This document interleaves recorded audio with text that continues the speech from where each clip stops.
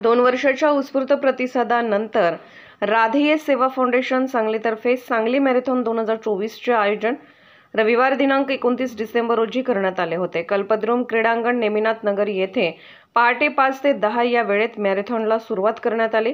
मॅरेथॉनमध्ये 3, 5, 10, 21 किलोमीटर आणि सांगलीमध्ये पहिल्यांदाच 35 किलोमीटरची स्पर्धा घेण्यात आली। स्पर्धेमध्ये विजेत्यांना सुमारे 1.5 लाखाचे बक्षीस देण्यात आले। तसेच सहभागी प्रत्येकाला टी-शर्ट, मेडल, बॅग, नाश्ता, सर्टिफिकेट, हायड्रेशन, रूट सपोर्ट देण्यात आला। देशभरातून 3000 वर स्पर्धकांनी सहभाग घेतला होता।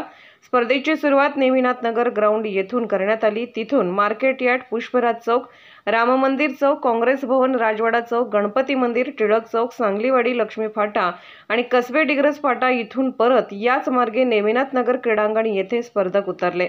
Rotary district 3170, TJSB bank, Sudarshan डोळ्याचा दवाखाना, Seva Sadan, multi speciality hospital, Chitale dairy, Hridaysparsh cath lab, Nityadhan finance, Shri Sai transport company, Spandan Pratishthan, BNI rescue team यांनी स्पर्धेसाठी मोलाचं सहकार्य केलं।